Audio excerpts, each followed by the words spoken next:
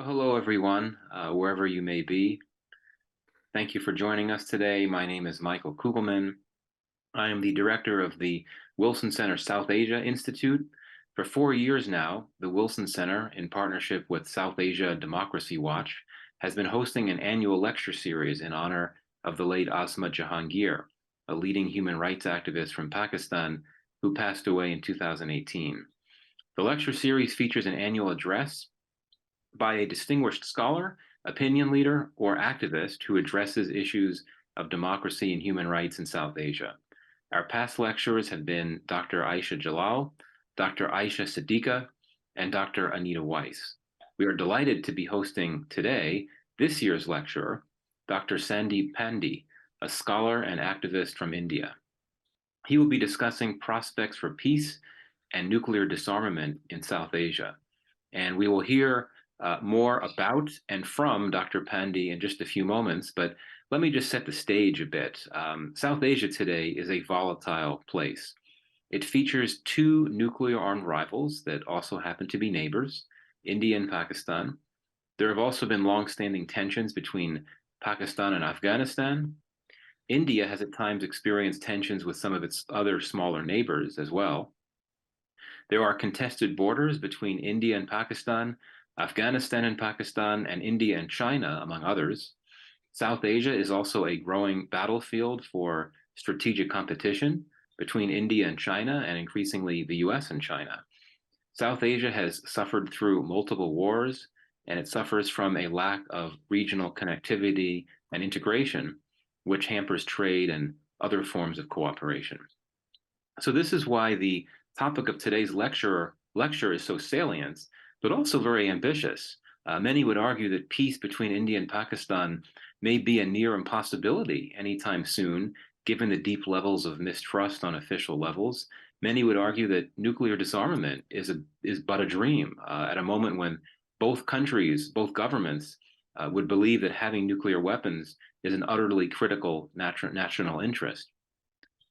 But Dr. Pandey has thought and written deeply on these issues, and he believes very deeply in the need to think about these possibilities, even if they may seem remote at this point. And like the late, great Asma Jahangir, he does not let pessimists or naysayers get in the way of his advocacy and work. So he will share some thoughts on prospects for peace and nuclear disarmament in South Asia, and he'll discuss what major changes would be needed to produce a more peaceful and stable region. I would now like to introduce my friend Kaiser Abbas, Executive Director of South Asia Democracy Watch, our partner in this lecture series. He will offer some brief thoughts and introduce Dr. Pandey. Kaiser is a scholar, journalist, and development consultant. He's been associated with Southern Methodist University, among other institutions. His publications include the book From Terrorism to Television, Dynamics of Media, State, and Society in Pakistan. And I should say that South Asia Democracy Watch, where he is executive director, is a nonprofit group that promotes social justice, human rights, and equality in South Asia through educational programs, conferences, and symposia. After Kaiser introduces Dr. Pandey, we will hear Dr. Pandey's lecture, and then myself, Kaiser, and another member of South Asia Democracy Watch, Aftab Siddiqui, will be on hand to ask a few questions to Dr. Pandey before we open up to questions from the audience. And if you'd like to ask a question at any time during the event, there is a Q&A feature on this webcast that you should see at the bottom of your screen. You can type in your questions and then submit it to us. With that, I will conclude and turn things over to you, Kaiser. Thank you, Michael, for the introduction. Welcome, everybody, to the fourth Asma Jahangir Memorial Lecture Series. We have been organizing it with a wonderful partnership with the Wilson Center for the last 3 years. And this is our fourth series, a fourth in the series. As you know, and as Michael said, since independence, since the partition of the subcontinent, Pakistan and India have been in a continuous state of conflict. And since they became nuclear power, it has become more dangerous in the area and also for the world. with that introduction, I think we have a person here who can speak about the peace and disarmament, nuclear disarmament in South Asia, not only because he lives there, but he participates in the activities and movements against uh, conflict between India and Pakistan. Let me tell you about his background. I know Dr. Sandeep Pandey since 2011 when we organized a South Asia Peace Conference at a university here in Texas. And he came all the way from India and spoke very eloquently on the same topic. Uh, Dr. Pandey did his PhD in engineering from UC Berkeley, and he went back to India to serve his people and also teach because serving uh, people is really his passion. He not only talks about the issues, but he lives with the people. He lives a very simple life, but he talks, he's a eloquent speaker on the issues in South Asia. With back, uh, Mike, over to you. Thank you. Well, thank you, Kaiser. And in fact, I think now we're ready to turn things over to our lecturer. So, Dr. Pandey, the floor is yours.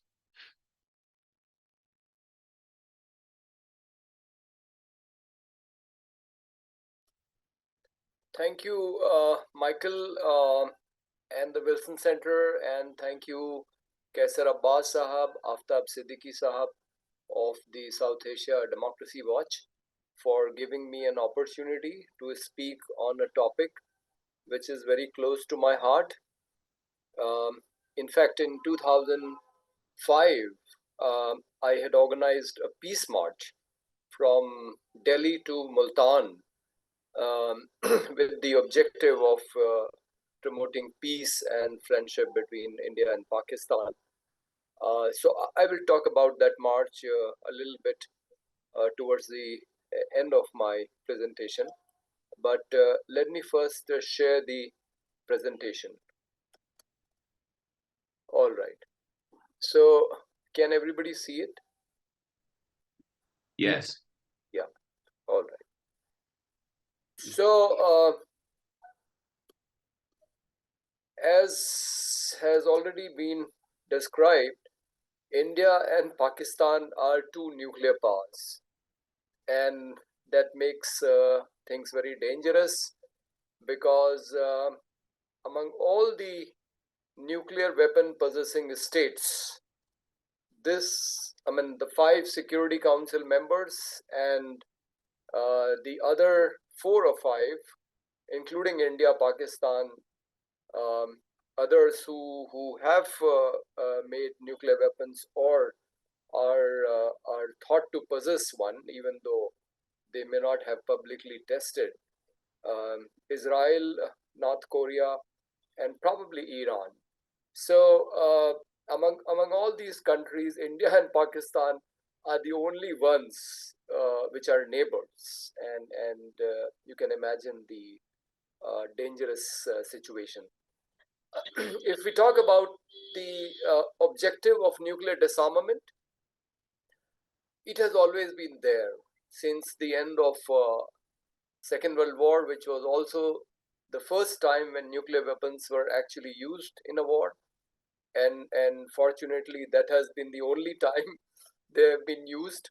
They were not used in any wars after that, even though there are countries, which could have used them, but they chose not to use them. So in 45, when United Nations was founded, the first sentence of the preamble says that we, the peoples of the United Nations, determined to save succeeding generations from the scourge of war. and then it goes on to say other things. But this highlights the importance of the World Forum of United Nations. That and this is a time immediately after the World War, so it is quite obvious that it was a priority for the formation of United Nations, and number one priority at that time. It talks about other things, human rights and other things, but after it talks about saving the humankind from scourge of war. Then Michael Gorbachev and Ronald Reagan issued a statement that a nuclear war cannot be won and must never be fought. This is the time when Cold War had ended, and there were US and the Soviet Union were talking, and they actually engaged in negotiations to reduce their stockpiles of nuclear weapons. So that is an example of how, if the countries want, they can actually reduce their stockpiles, if not completely eliminate them. And very recently, the leaders at the G20 meeting in Bali have issued a joint declaration which says that of course, this is in the context of the Ukraine-Russia war, that the threat of using nuclear weapons is inadmissible. So it is quite clear that, all along during the history, the leaders of the world know that a nuclear weapon is something which should not be used. And it is unfortunate that since 45 now there are about 10 countries which possess it and make this world a very dangerous place to live in. They possess enough weapons to destroy this earth several times over. But there have been saner countries. These 10 I would call them the rogue countries. Which possess weapons.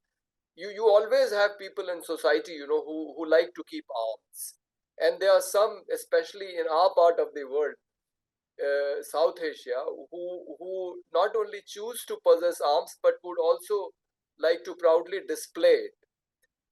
So I would put the 10 nuclear weapons countries in that category. Rogues, people who like to possess and demonstrate weapons and also issue threats from time to time, like the Russia is doing against Ukraine right now.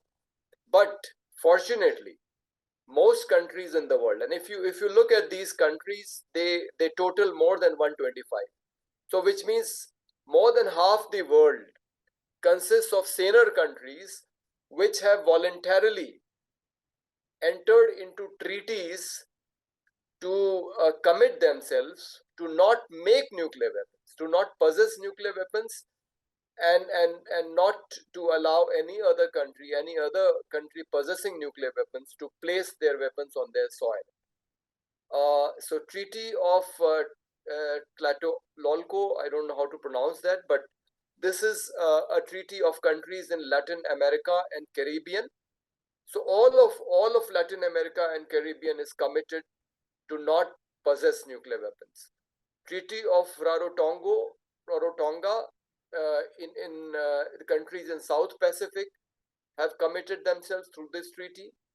All the countries of Southeast Asia through the Treaty of Bangkok, and all the countries of Africa. I mean, just keep in mind the size of Africa. All the countries of Africa through the Treaty of Pelindaba have committed themselves to not possess nuclear weapons. And then there are treaties of the Central Asian, 5 Central Asian countries, Kazakhstan, Uzbekistan, and others who have committed themselves to not possess nuclear weapons. And then there is a solitary country, Mongolia, which has passed a resolution in its parliament to not possess a nuclear weapon. So this is amazing. I mean, I find it amazing that countries like India and Pakistan are pursuing a nuclear dream to become, nuclear powers, whereas, more than 125 countries say that they would not like to possess this weapon and have voluntary. This is, I mean, please keep this in mind that this is not the kind of treaty which countries are forced to sign. For example, the NPT, Non-Proliferation Treaty. A lot of countries, we will just discuss about that. A lot of countries thought that it was, a discriminatory treaty because it allowed the five Security Council members to keep their nuclear weapons, whereas it wanted other countries not to possess them. So this is not like one of those treaties which countries are forced to sign. These are treaties where countries have voluntarily, entered into agreement to not keep weapons. So this gives us hope that majority of the world is sane and knows that it is dangerous to possess nuclear weapons, and there's really no point when. And my simple argument is that if we have not used this weapon since 1945 in any war, even in wars where countries have not won or have lost, for example, the United States Vietnam War, the United Kingdom Argentina War, France could have used it in Africa. United States could have used it in Afghanistan or Iraq, but these countries have not chosen to use this weapon because uh, they know the magnitude of disaster that it will cause if it is used. Uh, so my simple argument is that if this weapon is not going to be used in any war, why keep it? And these are countries which understand that logic very well. Now, the treaties at the global level, so the treaties that we just discussed were at regional level. Now, these are treaties at the global level, where countries have some countries have decided to become part of, some countries have chosen to stay away. So there is NPT, Non-Proliferation of Nuclear Weapons, and countries have been asked to sign this treaty. 191 countries have become party to it, but the problem with this treaty is that the countries of the world are put in two categories. There are nuclear weapons possessing countries, which are allowed to keep their weapons, and any country is not allowed to test or keep a weapon after 1967. So that is the date before which all five members of the Security Council had tested and had made their weapons. The last country to do so was China in 64. And there is a very interesting story that India was offered by the United States to test its own weapon, but the Prime Minister at that time, Jawaharlal Nehru, declined that offer. And his grandson, we will also talk about this at as the last point here. Rajiv Gandhi is the only head of the state in the entire world who has presented a plan for complete nuclear disarmament in 1988 to the General Assembly. So he said, okay, we will sign the NPT, but let the five Security Council members tell us in a time-bound manner when they will give up their weapons. Anyway, so that is history because the five Security Council members did not agree to that. So after NPT, there was the Comprehensive Nuclear Test Ban Treaty. So the NPT was signed by everybody except for countries which wanted to possess nuclear weapons like India, Pakistan, Israel. North Korea entered it and then came out of it when they tested. So CDBT was a treaty where it was sought to ban the nuclear tests, but it did not enter into force because India, Pakistan did not sign it. So the countries which possess nuclear power were supposed to be part of it, but India and Pakistan chose not to be part of it. Therefore, it never entered into force. Then there was a fissile material cutoff treaty. So it was thought that okay, there are these countries, 9 or 10 countries who have nuclear weapons. So if they're not willing to give up their weapons, let us at least have have a cap on the fissile material that they can keep. So fissile material is the material which can be used for making bomb. But it is still a proposal. And the most interesting is the Treaty on Prohibition of Nuclear Weapons, entered into force in 2021. This is the only treaty which talks about complete abolition of nuclear weapons, and quite understandably, the countries which keep nuclear weapons, which possess nuclear weapons, are not part of it. So let us now come to South Asia, the topic for the day. Right now, there is no dialogue like what happened between the United States and the Soviet Union and later Russia, or between.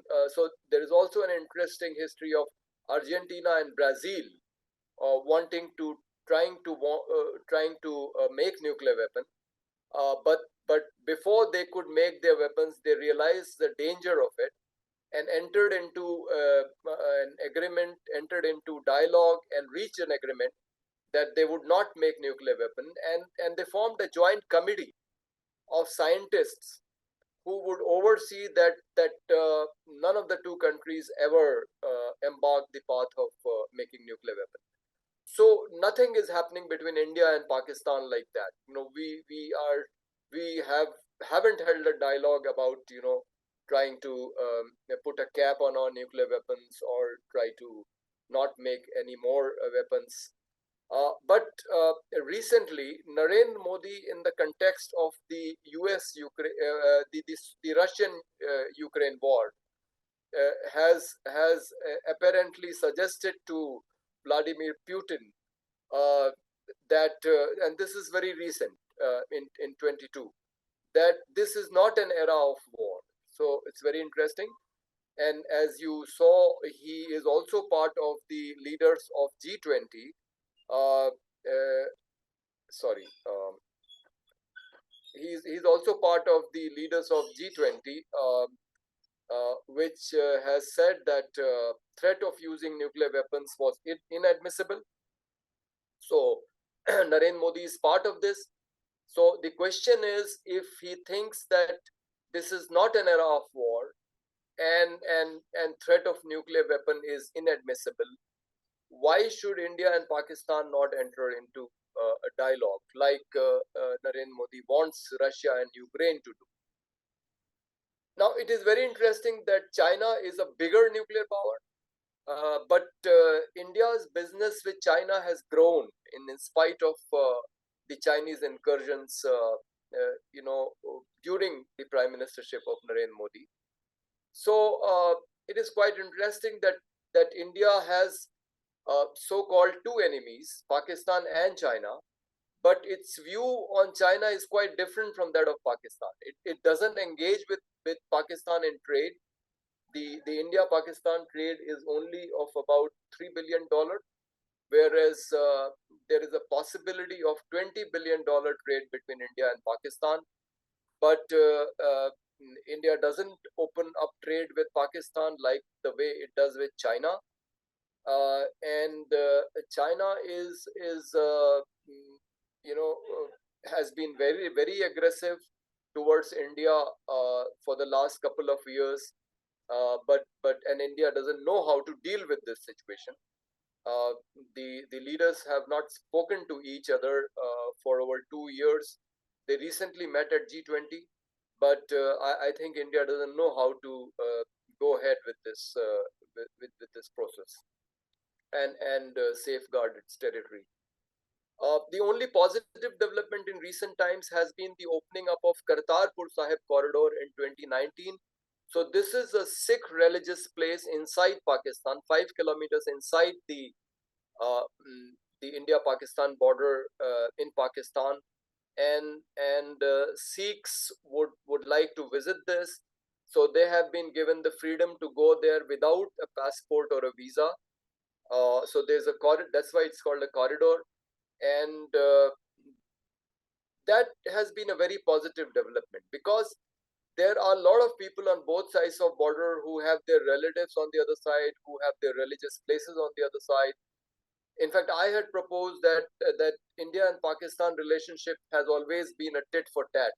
So if Pakistan is opening up the Kartarpur Sahib corridor, India should open up a corridor for Pakistani citizens to come to the Ajmer Sharif Dargah, because that's a very holy shrine, and a lot of people from Pakistan would like to visit it. But unfortunately, this is one time when India has not responded, in the same manner as Pakistan has done. And Imran Khan, when this border was opened, said that this is a bright future of coming. He said the bright future of coming generation lies in peace. And Narendra Modi said that is the only time I have seen Narendra Modi praising a Pakistani leader, and he compared it to the fall of Berlin Wall. So, if leaders think that this act was so important, why don't they extend it to the level of the two countries and hold a dialogue like the previous governments have done, including a previous Bharatiya Janata Party right-wing government under the prime ministership of Atal Bihari Vajpayee. It was only after his dialogue with Nawaz Sharif that a bus service was opened between India and Pakistan, and a lot of other positive things happened. So we have a very interesting situation where people want peace. I have been to Pakistan 10 times, and I have always felt that the common people would like the borders to open up. And I would end with a very interesting experience from my peace march. When I was walking from, so the Indian government allowed us to walk from Delhi to Wagah border, and 9 Pakistani citizens joined us towards the end of the march. For the last 4 days, it was about a month-long march, and then we went to Pakistan. We were not allowed to walk, but we were allowed to go in vehicles from Lahore to Multan, about 500 kilometers. So we were carrying a signature campaign which said 3 things. It said that India and Pakistan must resolve all their disputes through dialogue, and the issue of Kashmir, which is a sore point in the relationship between India and Pakistan, should be resolved according to the wishes of people of Jammu and Kashmir. Number two, 2 countries must give up their nuclear weapons and should reduce their defense budgets and instead use the valuable resources to eliminate poverty from their respective countries. And third was to do away with the passport visa system and allow people to move freely across the border. Now, when we were walking near the Indian Punjab city of Jalandhar, one person who sings religious songs in the Gurdwara, he came up to me on his bicycle, and he said that the order of your demands is incorrect. And I didn't know what he was talking about. So, and I first of all I tried to understand who he was. So he was a very ordinary person, and I was amazed that he made such a wise suggestion. He said that if you put the number 3 demand as the number 1 demand, which means that the border should be opened up, then your other 2 demands, that is, the dispute should be resolved through dialogue, and there should be a reduction in defense budget. It would be easier to get them resolved, and that has been the most amazing experience of my work related to India-Pakistan peace and friendship. And I feel that we are the same people. I mean, Pakistan is the only country where I can go and speak my mother tongue and can be understood. Same food, same culture, everything. So if people are allowed to meet, there is a great possibility that the disputes can be resolved. But unfortunately, the politics of 2 countries doesn't allow that, and especially with the present Indian government, we have not been getting permissions to go across the border and pursue the agenda of peace and friendship. But there is a great possibility. We have always believed in that, and we feel this is a difficult phase that we are going through, where relationships have soured. but I'm sure there will be a revival of relationships, and it is the people who will drive the agenda. Because when ultimately Manmohan Singh and the Pakistani leaders agreed to some things, the language that Manmohan Singh was using, our prime minister, was exactly the same language that peace activists have been talking about.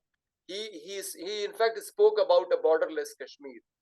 So as you know, Kashmir is shared by India and Pakistan, and he was talking about removing the border between the two Kashmirs, which are under India and Pakistan, and allow the people of Kashmir to move freely across the border. So he opened up several points on the India-Pakistan border. So a lot of things happened when he was prime minister, and it was very interesting that he was doing exactly the same thing that we have been talking about. So I have a firm belief that the people of India and Pakistan who aspire for peace and friendship uh, will drive the agenda, and ultimately the governments will have to agree to what they want. Thank you. Well, thank you. Thank you so much, Dr. Pandey, for that really remarkable lecture. And I think it's refreshing to hear some possible signs of optimism, or talk about thinking about optimism, given that so many of us, when we talk about these issues, there's not many good news stories. So I appreciate you highlighting the Kartarpur corridor story and some of those other issues as well. So what you said has certainly sparked a number of questions in my mind, and we've gotten a number of questions from the audience, and I'm sure that Kaiser and Aftab may want to ask some as well. So maybe let me just pose to you two questions about the disarmament prospects issue, and then I'll invite the others to pose a question if they'd like.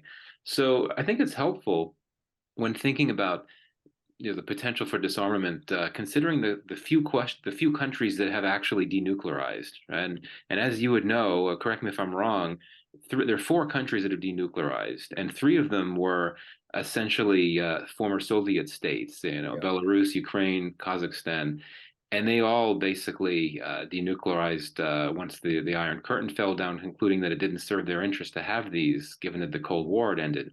South Africa is the other case, very interesting as well.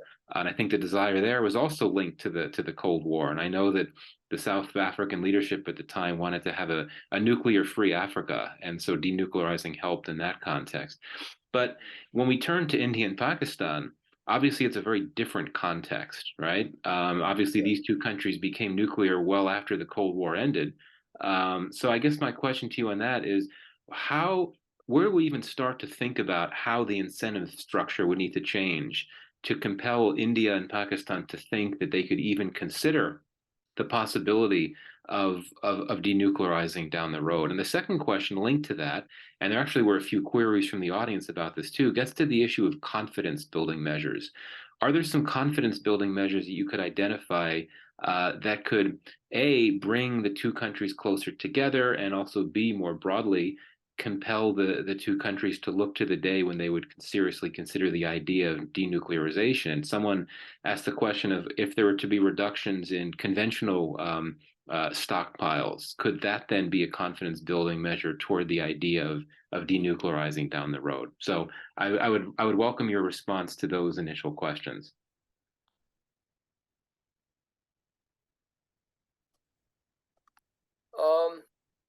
So Michael, the first question is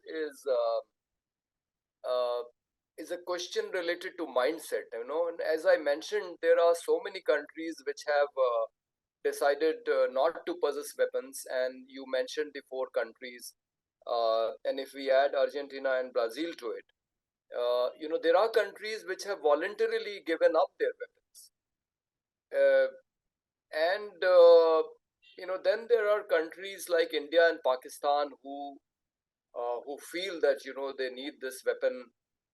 The commonly justified argument is related to deterrence, but then you don't know what that deterrence is, because even after India possessing nuclear weapons, Pakistan has invaded India in Kargil, and when the actual war was to be fought, it was to be fought with conventional means. I mean, you could not use a nuclear weapon. In fact, by making the nuclear weapon, I think India has lost the advantage of being more powerful in terms of conventional, army. So we have made this weapon. We can't use it in a war. We have created a very difficult situation. I think only when we come out of this mindset, where we have started believing that somehow this is a deterrence, that we will be able to give it up without changing that mindset. I mean, we have to think like the other countries which are part of nuclear weapon free zones, or like the other countries that you mentioned. And for that, I think we need saner leaders. We need more wise leaders. Uh, you know, I was very happy when Imran Khan became the prime minister, because the first thing he said is that I am the best man to promote peace and friendship with India, because I have so many friends and fans in India. But at that time, the Indian government was not ready to take up the offer. So I guess we have to wait for an opportune time for more wise leaders who will realize that this is a futile weapon and we have to give it up. Uh, the I forget the second question that you asked. CBMs, possible Yeah, confidence. yeah, yeah. Oh, there are many. There are many. I mean, as I mentioned, opening up the borders is one, which Pakistan has done recently. Although it is limited only to Sikh religion followers. But even if you don't completely open up the border, if you open up the trade, that itself will be a big confidence building measure. Right now, India and Pakistan do trade, but most of it is through circuitous routes. So we send material to some third country and then it goes to Pakistan and vice versa. So if there is direct trade between India and Pakistan, like between India and China, the feeling of animosity will reduce, if not end completely, between the governments, like it is between India and China. I found it very surprising that even after China has invaded Indian territory, when Narendra Modi and Xi Jinping met in Bali, it was. I mean, they were quite cordial. They were quite cordial. So and as I mentioned, the business has grown many times since the Chinese invasion. So I think trade is one thing which should be opened up, and they should allow people to travel across the border even as tourists, because that is one thing you can't do between India and Pakistan. You can't just go like a tourist. You have to have an invitation, and now it has become very difficult because the governments will not approve your visits. So if I have to go to Pakistan, not only do I need a visa from the Pakistani High Commission on my passport, I also need a permission from my home ministry, and vice versa. This is a very strange kind of arrangement, and they give us city specific visas. So promoting trade and tourism, I think, can be the biggest confidence building measure that the two governments can pursue. Sandeep ji, I have a question. Yeah. I think Hindus and Muslims have been living in harmony for centuries in the area. Yeah. But now we can see all kinds of conflicts. Historically, Biradari and ethnicity was more important than religion.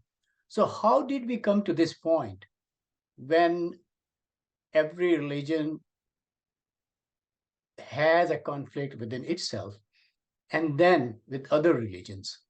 Could you talk about it? So, recently there was an event to commemorate Bahadur Shah Zafar, the was also described as the last Mughal. So, in 1857, War of Independence, uh, I was struck by the fact that there was the Indian Indians who were serving in the British Army. they were revolting against the government. But when these soldiers marched from Meerut to Delhi, and I'm sure there were more Hindus in that and more upper caste Hindus, they requested Bahadur Shah Zafar to lead their movement. Similarly, if you see, there was Khan Bahadur Khan in Bareilly, there was Begum Hajrat Mahal in Lucknow, there were of course Rani Jhansi ki Rani in Jhansi, and Nana Sahib in Kanpur, and Kunwar Singh on the border of Bihar. So the soldiers were revolting against the British, but it did not matter to them who was their leader, Hindu or Muslim. So until 1857, I think there is, it's a proven fact that Hindus and Muslims were living together and in harmony in this country. I think things have started changing only after that, and everybody knows how the right wing Hindu and the right wing Muslim politics, created divisions between the two communities, and 100 years later, or 90 years later, we had reached a point where the two, at least the two right wing groups, could not live together, and both Savarkar of the Hindu Mahasabha and Mr. Jinnah of the Muslim League, they became adherents to the two nation theory. But I would say, Kaisar Sahab, that the ordinary Hindus and Muslims, even after the rise of right wing politics in India, and this I saw very closely during the COVID times when I was working for relief in and around Lucknow, and we were running about 13 kitchens. So there was never a dispute, on religious lines. If ever there was any controversy, it was related to caste. The upper caste people would not like the lower caste people to touch their utensils. Things like that. So I see that at the level of common people, or when I go to Pakistan, I have never felt that I have come to another country. Uh, not to talk about enemy country. I don't feel that I am in an alien country. It seems like my own country. So I think, and the people are so warm, and so that is very interesting. That India and Pakistan are considered to be enemies. There might be people who will talk things against Pakistan, but if you actually put them face to face with a Pakistani, they will be very cordial and will be very warm. So that we have seen, in so many visits of people from Pakistan visiting India and India visiting Pakistan. So, and that is the only hope, that we can be friends and there can be peace. So I would not, I think whatever division is there is only political, first of all, and secondly, it is very superficial. I think as the atmosphere will change because of a different leadership, this animosity will go away. And as I mentioned, when we have wise leaders, I think by the stroke of one decision, leaders can change the relationships. For example, if you decided to open up the borders, if the leaders agree to open up the borders, immediately overnight, I think the atmosphere will change. Thank you. Yeah, like the fall of Berlin Wall. Yeah. Dr. Pandey, I've got two questions for you. One is about the role of peace organizations like IPPNW, International Physicians for the Prevention of Nuclear War. The South Asian region chapter, I have been in contact with them, and over the years they have been meeting. I would really like to know your point of view about some groups like that. How significant is their role? And the question number two is, in United States, the manufacturing of weapons and arms race is fueled by the lobbying of the military-industrial complex. I know in Pakistan, all the weapon manufacturing is in the public sector.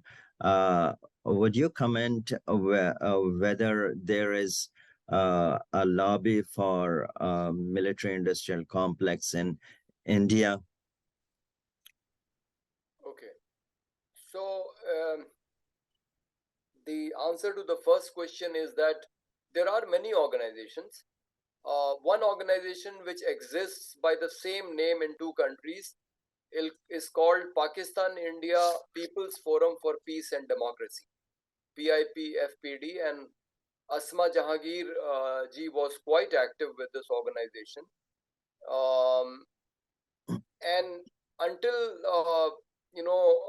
the Modi government came to power, we used to have the biannual meetings once in 2 years, but those were also not very regular.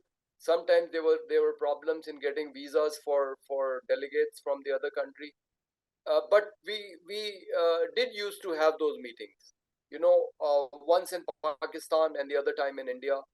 I have attended several of those meetings, once in Karachi, once in Allahabad, and hundreds of delegates. I mean, 200-300 delegates would come, and that was a wonderful occasion. When people from two countries would share all their thoughts and culture and everything. And then there are smaller organizations or specific organizations like the one you mentioned, International Physicians for Prevention of Nuclear War. The Indian chapter is called IDPD, Indian Doctors for Peace and Development. I don't know by what name it exists in Pakistan, but the Indian chapter is headed by Dr. Arun Mitra in Ludhiana. And when we were walking from Delhi to Wagah in 2005, he kind of welcomed us in Ludhiana, and he walked with us while we were walking in the Ludhiana district. So they also play a very important role. In fact, what I did not present in my presentation today were the effects due to radiation in on the sites of nuclear uranium mining and nuclear power plants. So all that work has been done by IDPD and also Surendra Gadekar and Sangmitra Gadekar, which shows that this weapon can be dangerous to yourself. I mean, you make it for the enemy, but you never use it. But actually, you are causing damage to yourself by carrying out this activity, because the radiation causes harm to people. So anyway, these organizations have been playing their role.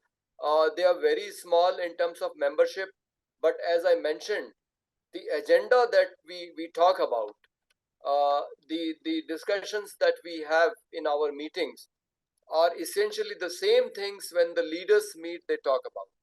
So in a way, we are kind of setting the agenda, at least in this area.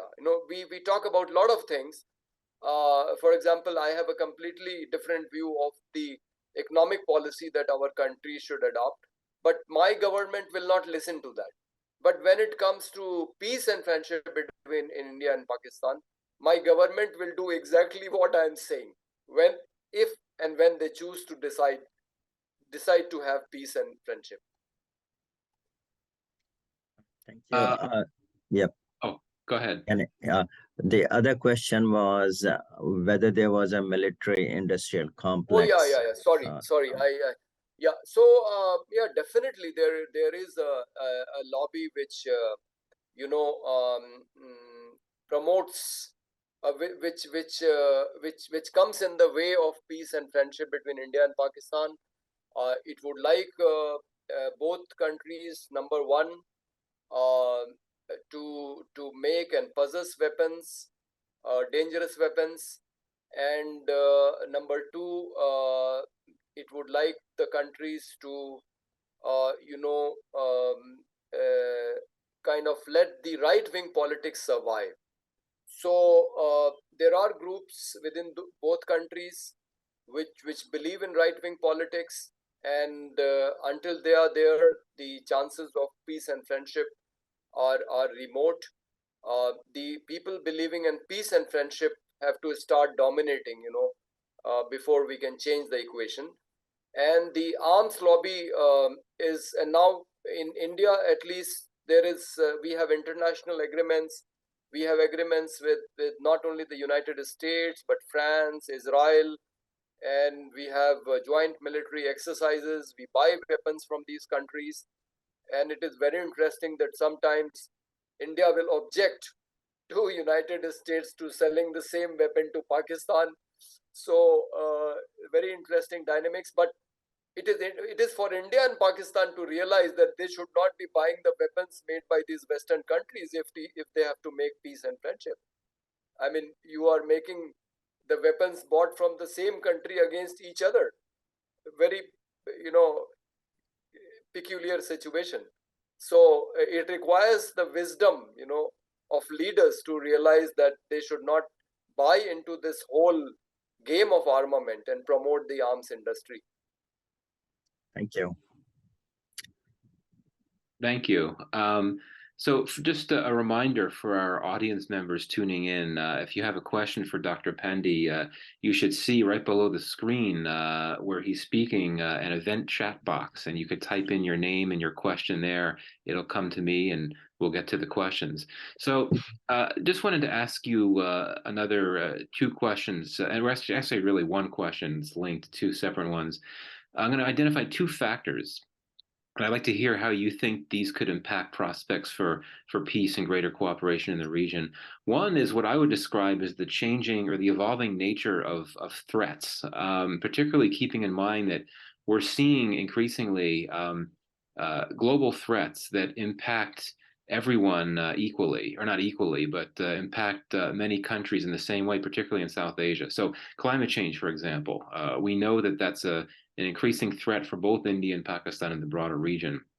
So I guess my question there is, do you think that is something that could help bring the region together? I mean, we saw at the climate conference, the COP27 conference last week, and it's going on this week too, that all the South Asian countries were taking the same position on the need for the loss and damage policy to be adapted. All the SAARC countries, and we know that India and Pakistan don't agree on much, they were operating in lockstep on that. So as this climate change threat gets worse, is that something that could compel, generate an incentive for the two countries to figure out ways to work together? And the related threat on that level is pandemics. I mean, we saw with COVID, we did see an attempt by SAARC to try to bring together the region to talk about joint responses. It didn't work out very well because of India-Pakistan problems. So that's the first question. Second Yes. is the issue of demographics. I mean, as you well know, South Asia is a very young region demographically. The median age, I think, is 22 or 23 in both India and Pakistan. And so my question is, it's sort of a cliched question. We hear it a lot. Do you, in your own advocacy, in your own work, do you sense that these younger generations of Indians and Pakistanis are more inclined to think about the possibility of peace than their parents and older generations? My own experiences have been that it's very complex. That certainly you do have some constituencies within the younger generations that are more open-minded and want to look for a better relationship with the other. But then you also have some younger folks that are even more hard-line than their parents' generation about not wanting to move closer to the other, and that could have something to do with the proliferation of these private media channels in India that have been very what I would describe as hard line when it comes to reconciliation and so on. Anyway, so if you could address the issue of demographics and the issue of how threats are changing, and if that could be provide a positive for bringing the two countries together. Yeah. Yes, Michael, I think the point about climate change is very relevant. And there have been adverse climate events in all countries of South Asia, not related to Pakistan, but if we consider Bangladesh, for example, which was earlier part of Pakistan. So it is believed that a large part of Bangladesh is going to go underwater because of climate change. And India is going to have a big refugee problem. So it is in the interest of India that it helps Bangladesh deal with this problem. Otherwise, it will have to deal with a large number of refugees. So I'm sure because we have shared borders, we have shared geography. It is in the interest of both countries, to deal with this problem of climate change in a collective manner. And I think as the problem becomes severe, the countries will realize that they have to work together. Yes, pandemic is also a good example, which required the countries to work together. But unfortunately, the kind of government we have in India at this time refused any help from Pakistan. I remember the ED Foundation, which runs an ambulance service in Pakistan, had offered a fleet of ambulances to be sent to India along with all the staff, the drivers and the mechanics and everybody. But the Indian government refused. I think that was such a good opportunity, to extend a hand of friendship. But the Indian government, lost that opportunity. Uh, but I agree with you that such adverse situations will, if not today, tomorrow, will force the countries to work together. About the youth, I think I agree with you that there is a section of youth who has been influenced by the right wing politics, and therefore they are more hardline in their approach towards Pakistan.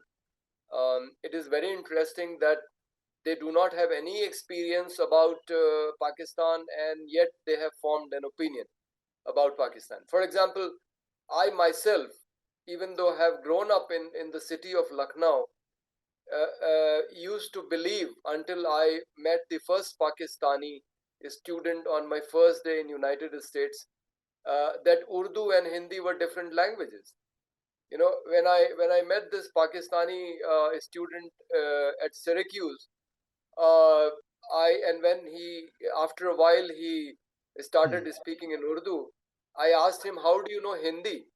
He said, "I am not speaking Hindi, I am speaking Urdu," but it was the same language which I speak. So it is then that I realized that Hindi and Urdu are the same language. So a lot of youth, it is very unfortunate, without realizing the realities, they have formed their opinion about Pakistan, which makes it difficult to convince them. But on the other hand, there are youth, who would like to promote peace and friendship between India and Pakistan. There are various, fora, more online now, because of first the pandemic, and also the nature of the government, which doesn't allow exchange visits. Uh, but I mean, if it has to happen, it will have to happen through the youth. I think the youth will lead the process of friendship and peace between the two countries. Youth are the future. We have a lot of sensible youth, today, who are participating in various kinds of movements. Notable among these is the Fridays for Future, which is being led completely by school-going students. So I am sure there will be youth who will work on this issue also, and we will have some forward movement in this direction. Okay. Dr. Pandey, we have seen a wave of populism around the world. You have seen in the United States. It's also very prominent in Pakistan. And I think we have been talking about youth. And there is a youth for this community. There is nothing logical. They just follow the leader, whatever he says. So, do you think populism is a kind of hurdle in peace in South Asia and in other countries? Uh, yeah, I mean, to some extent it is, because, as I mentioned, there are right wing groups in both countries who are promoting an agenda which makes it very difficult for two countries to live peacefully. with each other, and these groups do influence the youth. So so long as these groups continue to be active, our task will be difficult. But my only belief is that hate or animosity or any negative feelings are not permanent. They eventually will decrease and will die down. The what is permanent is positive feelings, feelings of friendship and love and brotherhood. And I think that is what is going to ultimately survive.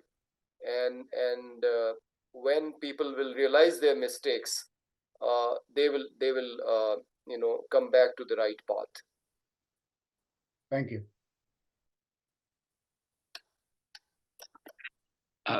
Anyone else want to ask a question to Dr. Penny before I go to the audience? Aftab or Kano? Okay. Oh, yes, Aftab, please. No, I'm fine. Thank you. Oh, you're fine. Okay, thank you. So, yeah, we've gotten some interesting questions, and one of them, this is sort of you've been talking about prospects for denuclearization. There's a question about the opposite extreme, I guess, and that is essentially what do you think are the prospects for an actual nuclear exchange? And I think the question related to the world on the whole, I'd be curious to hear your take on South Asia. The question was, do you think regional conflict among nuclear states could cause the unthinkable nuclear disaster? Now, we've seen in recent months alone in the India-Pakistan context, you had a missile that ended up in Pakistan, an accidental missile, or accidentally fired into Pakistan, according to India.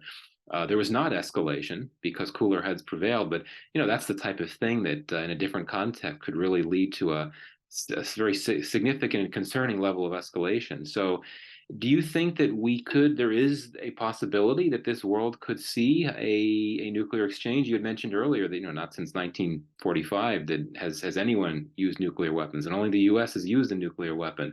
But do you foresee any type of worst case scenario? And if so, what type of thing could precipitate it?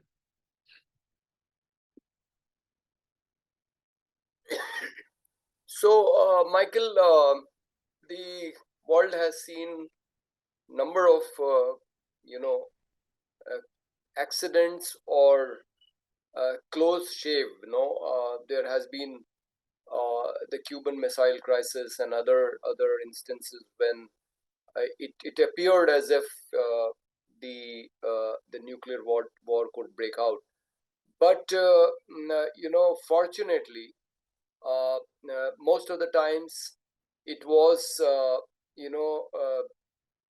just a matter of luck. But at other times, I think it was wiser leadership, which did not allow the situation to go out of control. So yes, accidents do occur, like the missile incident that you were talking about. India had also carried out a surgical strike inside Pakistan. That could have been a provocation. Or before that, Pakistan had entered Kargil. That could have been a provocation, because all these incidents are after India and Pakistan have possessed nuclear weapons. But fortunately, the leadership on one side or both sides, decided not to escalate the situation. There have been accidents in almost, every Indian nuclear power plant, but we haven't had a bad one like in Chernobyl or in Fukushima. So we cannot, predict about how the accident can go out of control. But I think the leaders everywhere are wise enough, and we hope that there is some kind of only one person is not taking a decision. There is some kind of a command system, command and control system, where more than one people are part of it, and hopefully sane advice will prevail, and nuclear weapon will not be used. That has saved the world so far, and I think that will continue to happen. And that is why we say that we should completely get rid of this dangerous thing. Otherwise, even an accident can be very fatal. So that is my view. Well, thank you. And there's a question about what role, if any, do you think the international community should play in trying to urge the two countries to reduce their nuclear weapon supplies, if not denuclearize? Do you think there's anything the international community can or should do? Yeah, I think the international community definitely has a role. Uh, but as I mentioned, until the five major powers, the members of the Security Council, decide to disarm themselves, until they give a timeline that they would give up their weapons, the other countries which possess the weapons will probably not agree to it. So I think it is very important, the kind of thing that Rajiv Gandhi was talking about in the General Assembly, that there should be an agreement. I was reading about the treaties between the USSR and US. I mean, if you read about it, it looks insane. They are talking about reducing their weapons, uh, and then there are various questions that the weapons on land can be monitored, but how do you monitor the weapons in submarines and on airplanes? So it's a very complex situation. I mean, uh, first you decide that you will reduce your arms, and then you have to come up with very complex system of verifying that the countries are actually disarming or reducing their weapons. This is insane. I think you have to take a decision to get rid of them completely and be honest about it. That is the only way we will be safe. I mean, I'm not disparaging the talks which happen, because that is the way of moving forward. So it is good that countries do engage in talks, and they try to reduce their levels of armament.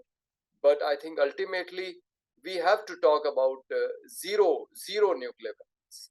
I mean, if we are so enamored about this philosophy of globalization, if we think that capital should move globally and technology should move globally, and the multinational corporations should have access to the world market, uh, what is the need of keeping armies on borders? Like Europe, we should completely do away with armies, and become a truly globalized world. Everybody should be free to move, you know, anywhere in the world. Very interesting thought there. Thank you for sharing that. Um, so, a question about society. There was a discussion earlier about populism and its impact on the situation, but there's a question from an audience member. What can be done to restrain religious fanatics on both sides, India and Pakistan, from fanning hatred toward the other? It's obviously a delicate, sensitive issue, but what is your view on that? No, as I mentioned earlier, also, I think the only way we can do it is when the saner voice will prevail, and for that, a majority of the people have to believe in the concepts of communal harmony and friendship and brotherhood.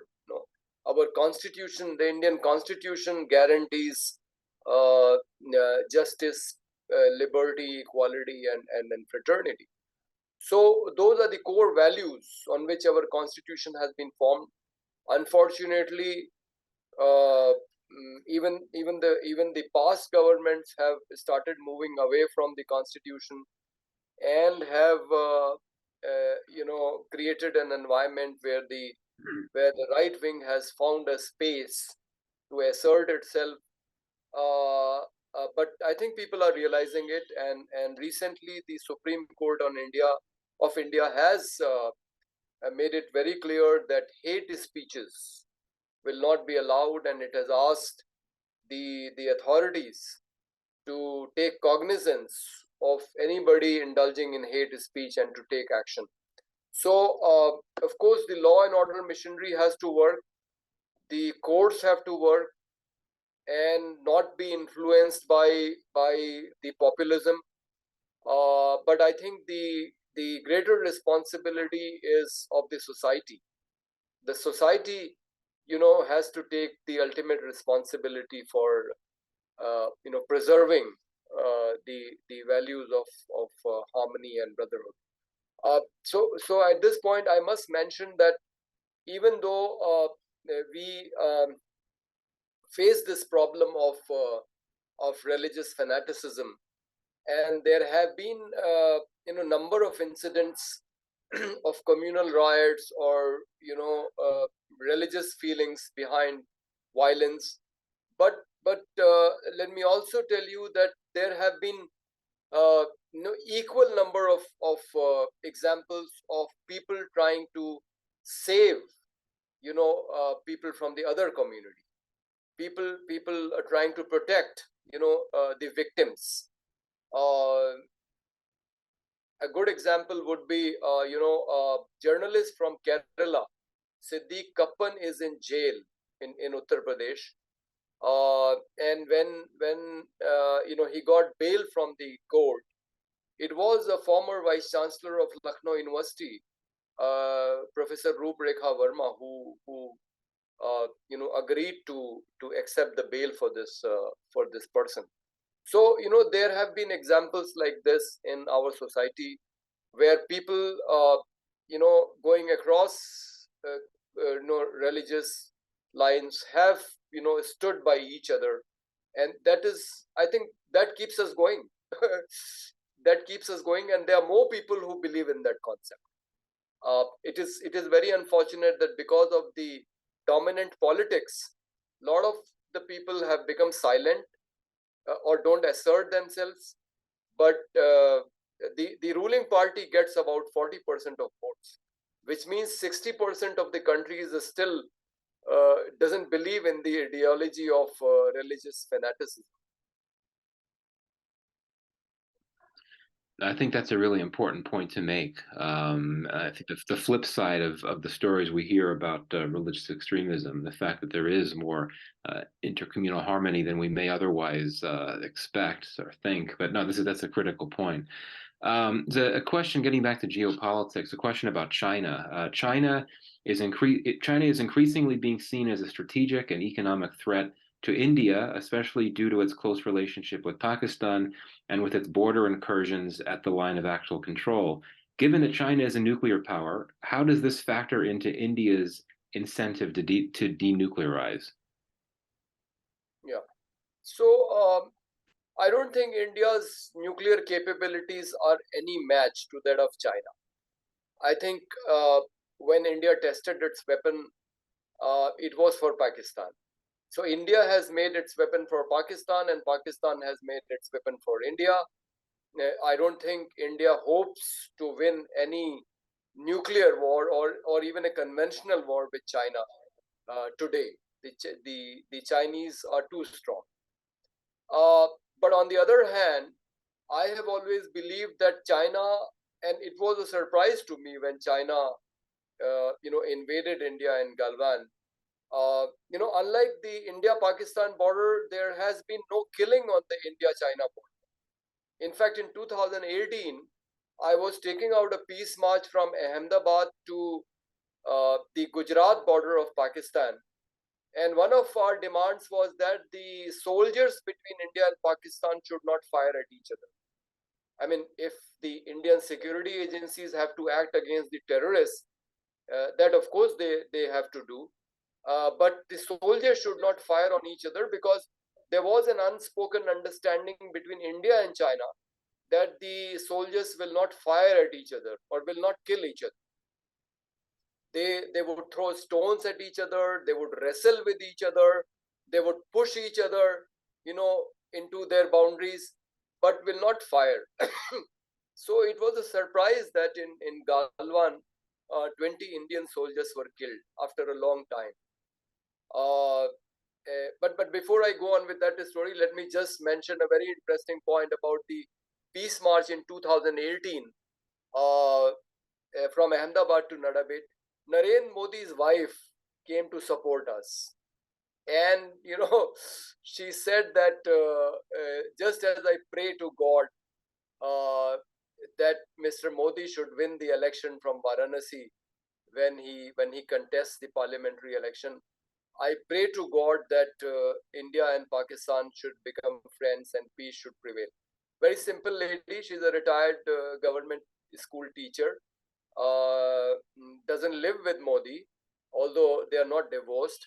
She still considers him as her husband, and she promotes the idea of peace and friendship. It's like any common Indian would do, But coming back to the India-China question, so our relationship has been very interesting. It's a love-hate kind of relationship. India has given refuge to Dalai Lama and about 1 lakh Tibetans. China doesn't like it. Tibetans are fighting for their freedom. That is a sad story. They do not get the kind of support and recognition which the Palestinians or other people fighting for their independence get. The about 150 Tibetans have self-immolated themselves, to draw attraction to their plight. Chinese have just crushed them, but we are not able to do anything for them. But India and China have maintained, a good relationship until the Chinese invasion during Modi's regime. But I have always believed that China will never attack India because the size of the Indian market is too large. And I think economics is what dominates global politics more than the idea of capturing territories or the idea of colonialism. So this is the only hope, that because the size of the Indian middle class is equal to the entire US population, the China would be interested in that market and would not disturb that. So even though it has plans to acquire territories which fall within the Indian boundary, like the Arunachal Pradesh, Ladakh, Sikkim, it also has plans to take over Nepal. So five fingers, Ladakh, Nepal, Sikkim, Arunachal Pradesh, and I miss one other territory. But I don't think it will go beyond a point because of the reason I mentioned, and hopefully there will be no further escalation of what has happened. Thank you. And indeed, I mean, you make an important point that despite this rivalry, India, China have continued to cooperate commercially on pretty Yes. significant levels throughout, even after the 2020 clash. I know that there had been some immediate moves to ban certain Chinese apps in India and to cut off certain things. But indeed, according to the figures, I think over the last fiscal year in India, India's trade with China was still quite robust. It was one of its top bilateral trade partners. And of course, this is something that we have not seen with India and Pakistan. And many economists from both countries have talked about all the possible opportunities for better trade or for more trade between the two. As you know, those two countries within South Asia on the whole don't really trade much with each other. They trade more with countries far away, which is certainly a loss economically, but obviously the political tensions prevent better things from happening. So another question, and Kaiser and Aftab, if either of you have another question, feel free to add in. But one more question from the audience, and it's also geopolitical in nature, and it's actually very simple. How do you think the war in Ukraine impacts security in South Asia? It's an interesting question. South Asia, of course, does not have a hostile relationship with Russia at all. But did you want to comment on how this conflict in Ukraine has impacted or could impact security or stability in South Asia? No, it has worsened the security atmosphere because of the threat by Russia to use nuclear weapons, and it has procrastinated quite a lot. I mean, we never thought it would go on for so long. So in addition to the economy, the global economy that it is affecting, um, prices of commodities have gone up. Um, we are feeling that pinch. Uh, I think the more dangerous thing is this talk of use of nuclear weapons, because as I mentioned, countries normally uh, uh, you know desist from using these weapons and do not like to talk about it. But recently, not just the Russia-Ukraine conflict, but also China-Taiwan conflict, there have been, threats issued by the nuclear weapon possessing countries, and that is not good for the subcontinent, because um, India and Pakistan have weapons, and whatever thought we could have of disarming ourselves will go away if we think that a nuclear weapon is something which can save you. So that is a very negative development, that there is a talk of using the weapons. So very rightly, the leaders in G20 have said that threat of using nuclear weapon is inadmissible. But then if they say that, they should believe in it, and they should actually coerce Russia and China also, to agree to a plan, a time-bound plan to give up their weapons. It is so sad that Ukraine is one of the countries, as you mentioned, which gave up its nuclear weapons after after USSR was dismantled, and it was with the belief that it will never require any nuclear weapon for its security. Uh, and the country which it trusted, Russia, to keep its nuclear weapons, is the aggressor now. And had Ukraine kept its nuclear weapons, probably Russia would not have been able to attack Ukraine in this manner. So that is very unfortunate. That what Russia is doing will in fact, I was just reading that the chairperson of International Atomic Energy Agency has said that because of the war, the demand for nuclear power has gone up. Because along with nuclear weapons, I'm also part of the campaign which opposes nuclear energy, and that is the other part of presentation which I did not do today, of how the radiation affects human lives. So we believe that nuclear energy is not a source of safe power. That is also dangerous. Uh, I mean, not in just in terms of radiation, but also if you possess nuclear energy, you can also make nuclear weapons. So because it is the same technology. So because of the war and the crisis of climate change now, and the energy crisis which has resulted because of this war, a lot of countries are thinking of the nuclear energy option, which is another negative development which has taken place because of this war.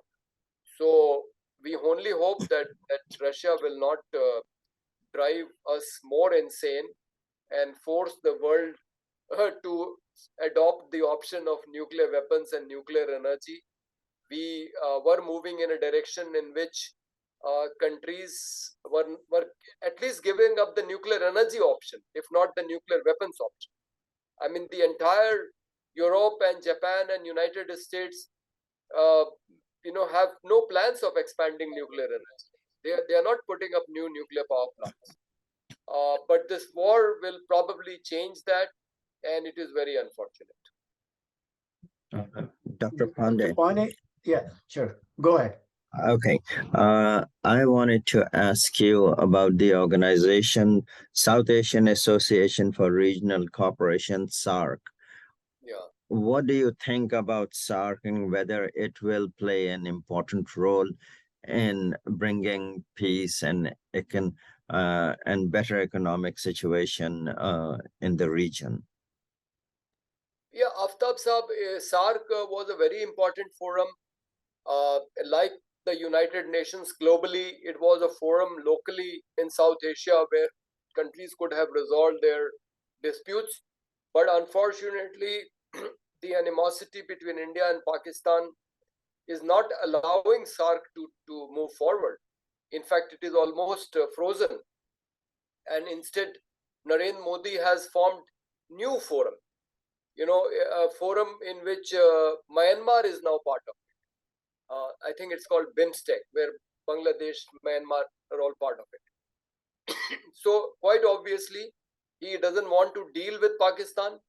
I mean, when our cricket control board, the vice president or the secretary, Amit Shah's son, has issued a statement that India will not play in Pakistan. We are at such an ebb of our relationship.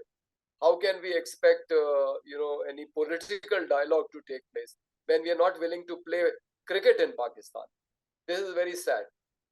And SAR could have played very important role, but it is the unwise leadership, especially of India at this time, I would say, which is preventing things from moving forward. Very sad. Thank you. Dr. Pandey, besides this situation of conflicts between India and Pakistan, there have been many efforts to come to senses and find a middle ground and talk about peace. But I think the biggest issue is Kashmir.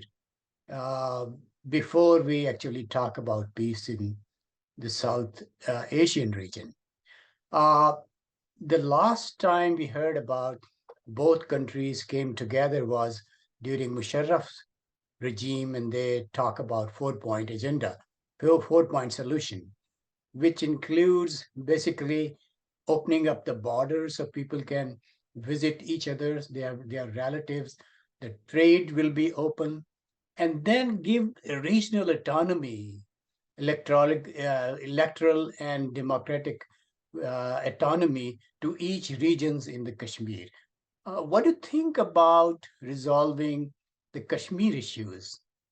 And do you think, is there any back channel going on to have a kind of negotiations and talk between the two countries? Yeah. See, I don't think any back channel is operating now because this government is adamant. It doesn't think that Pakistan is a party to any solution to Kashmir. When Amit Shah goes there, he says, "Why should I talk to Pakistan? I will talk to the youth of Kashmir." But what the Indian government has done in Kashmir is definitely not, taking us to any solution. In fact, it has made the situation worse.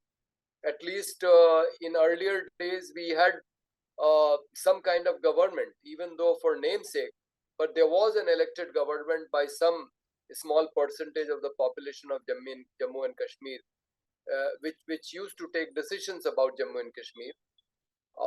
Even though at times the army would not allow them a free hand.